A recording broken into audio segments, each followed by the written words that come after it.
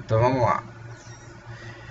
Então, o objetivo de uma análise espectral é determinar essa máxima resposta, tá? Quando você tem um sistema, quando tem um histórico de carregamento, tá? E aí o que acontece? Se você fizer essa mesma análise com análise transiente da mesma forma que a gente fez agora há pouco, tá?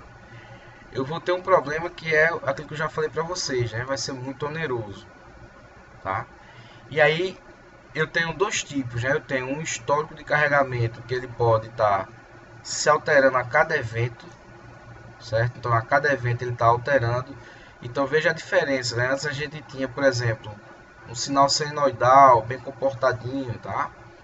E aí a gente fazia uma análise e ia ver a resposta do meu sistema àquele tipo de carregamento.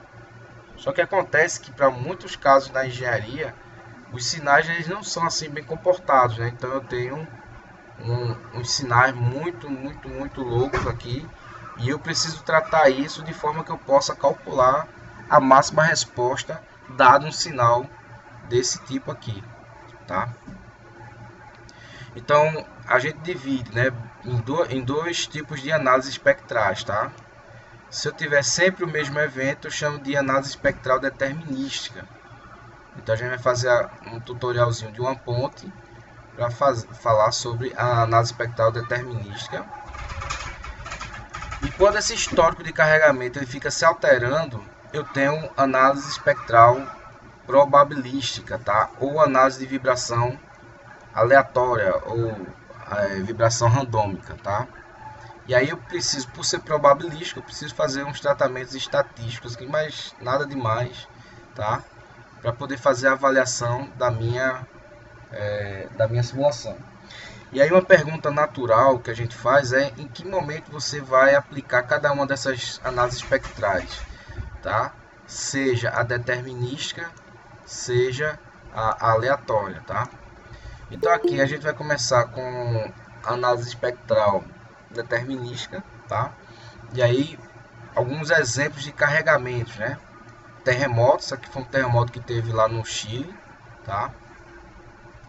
Carga de vento, aqui no Brasil a gente tem muito isso aqui, tem muito galpão cai, muita estrutura desaba, né, por conta da carga de vento, tá? A parte de maré motriz, né, então eu também tenho um carregamento espectral, então a onda ela é tratada como uma senoide, ela vai ter uma amplitude, vai ter uma frequência, né, de atuação sobre o dispositivo que eu quero gerar energia, tá? Posso ter uma outra aplicação também para a parte de engenharia aeroespacial, tá?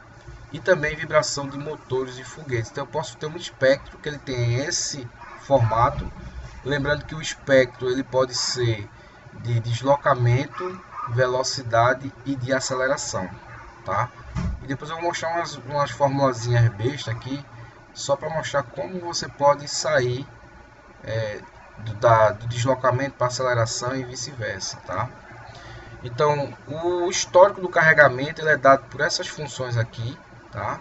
Então você vê que ele tem um sinal que não é comportado, como a gente estava acostumado com análise harmônica, tá? Então você coloca um acelerômetro, né, na estrutura do equipamento, você vai ter não vai ter uma senoide atuando lá, né? Você vai medir, vai ver que o sinal é bem cheio de várias ruídos, né? Que você precisa fazer um tratamento no sinal. E aí como é que você gera um espectro, tá? Então, aula passada a gente falou muito sobre esse carinha aqui, né? Que é o sisteminha massa-mola. E dado uma massa, dado uma rigidez, eu tenho uma frequência natural que vai fazer ele vibrar naturalmente. Se eu tiver aqui um dump, né, um amortecimento, ele vai ter um amortecimento, né, que o próprio nome está falando, das amplitudes que ele vai estar sendo submetido, tá? E aí você tem um sisteminha massa-mola, tá? Aplica uma frequência e aí você tem todo esse sinal aqui e aí você vai ter uma amplitude máxima aqui de 95 metros por segundo ao quadrado. E aí, para você criar a resposta espectral, você vai variando para cada faixa aqui de frequência. Então você vai ter um sinal característico para cada um deles. Tá? Deixa eu só...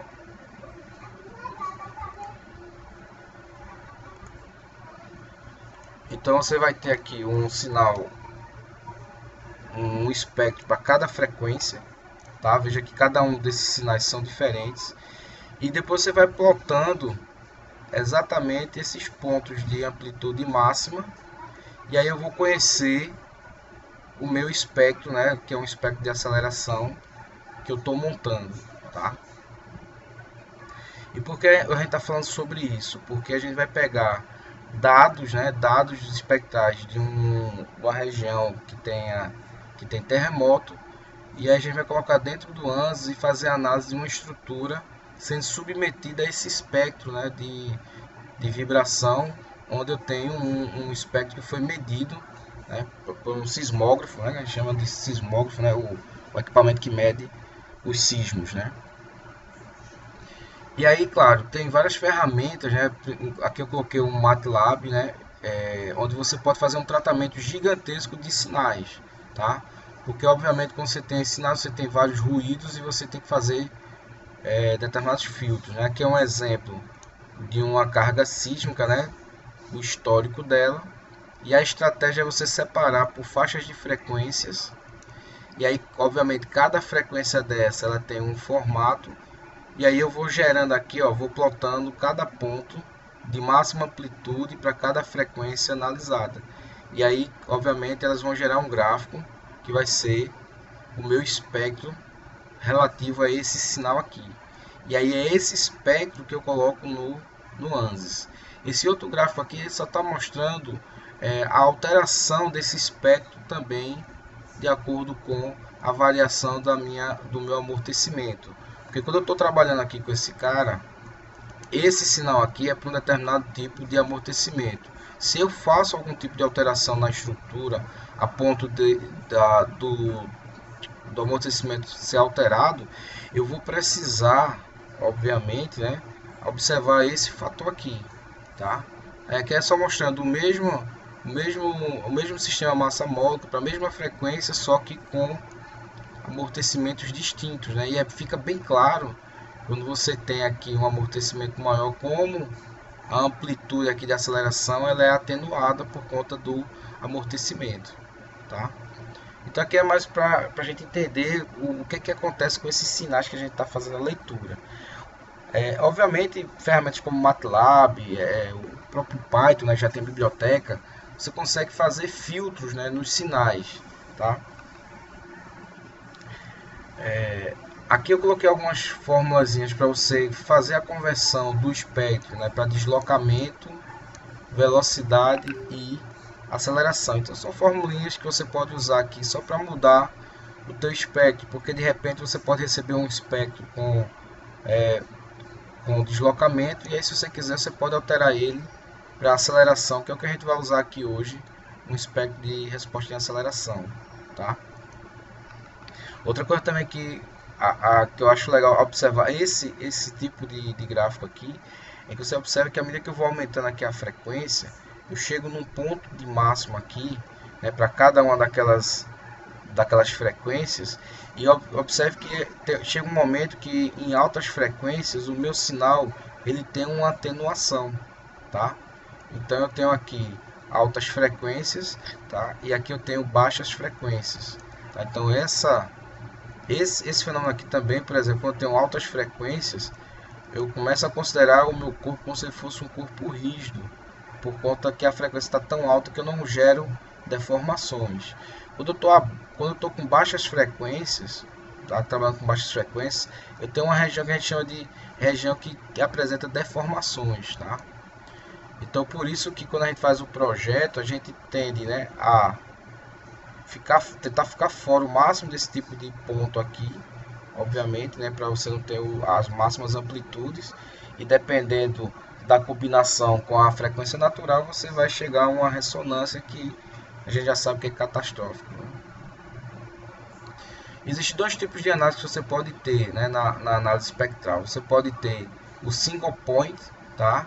O single point e o multi-point nada mais é o seguinte: eu tenho aqui uma estrutura, um prédio aqui, as vigas e colunas, tá? E eu estou aplicando para os suportes a mesma carga espectral, tá? Então, por exemplo, se eu estou avaliando um prédio, uma tubulação, uma planta, né, uma refinaria, seja lá o que for, e ela está recebendo, né, um carregamento sísmico, por exemplo, aí eu utilizo o single point. Pode ser que você tenha algumas diferenças de suportes aqui e você precisa avaliar diferentes tipos de espectro, tá? E por isso que você usa análise multipoint. O que acontece, né? O que geralmente eu vejo, né? Eu particularmente, tá? Que já trabalhei, você avaliar, por exemplo, toda uma estrutura e ver se o projeto, né? Porque você faz toda a análise estática, mas aí, principalmente nos Estados Unidos, né, as normas lá de tubulação, vaso de pressão, elas prevêem também análise sísmica, né, porque lá é muito comum ter sismos, né? Aqui também, né? Mas lá no Chile, então, enfim, muito mais comum. E de praxe, né? Os caras já trabalham essa análise sísmica, né, nas estruturas. Aqui no Brasil a gente ainda fica muito na parte estática, né? Então, quando tem um problema dinâmico, tá? A gente percebe que tem dificuldade de achar especialista para esse tipo de análise, né? Então, assim, você pega, sei lá, eu não tenho ideia aqui desse número, mas você pegar a quantidade, por exemplo, aqui no caso de um prédio, né? Você pegar, basicamente, o pessoal que é especializado nisso está dentro das universidades, né? Ou algumas empresas pontuais aqui no Brasil, né? Por conta dessa questão da análise dinâmica ser mais complicada e ser bem específica a análise. Eu lembro que eu estava conversando com um colega de civil, né? E aí a gente discutindo a parte de estruturas metálicas, e aí ele diz, ó, de cada 10 serviços que eu pego, uma é de estrutura metálica. Então, eu termino me dedicando muito mais a concreto, né? A parte de concreto do que estrutura metálica. Isso eu estou falando da análise estática, né? E aí se você for levar para o lado da análise de vibração, é que realmente fica mosca branca esse assunto. E aí vamos fazer uma análise espectral, tá, de uma ponte. E aí a gente vai fazer aqui passo a passo, tá? E o que é que a gente pode tirar? Do ponto de vista operacional, tá? A análise ela é relativamente simples, né? É mais ou menos aquilo que a gente já vem fazendo. A gente vai fazer uma análise estrutural, tá? Vai ter uma pretensão. Depois a gente vai fazer uma análise modal, que é de praxe, né? A gente vai ver os modos de vibrar da estrutura. E depois a gente vai colocar um carregamento espectral de um terremoto, tá? E aí ver os máximos picos, né, que vai haver nessa ponte, tá? Então deixa eu só abrir aqui o ANSYS. Esse aqui, como é novo, né, eu vou fazer uma análise do zero, tá, para vocês aqui. Eu vou só parar o vídeo aqui só para não ficar muito longo. E aí quem quiser só assistir a parte do tutorial, assiste só esse vídeo.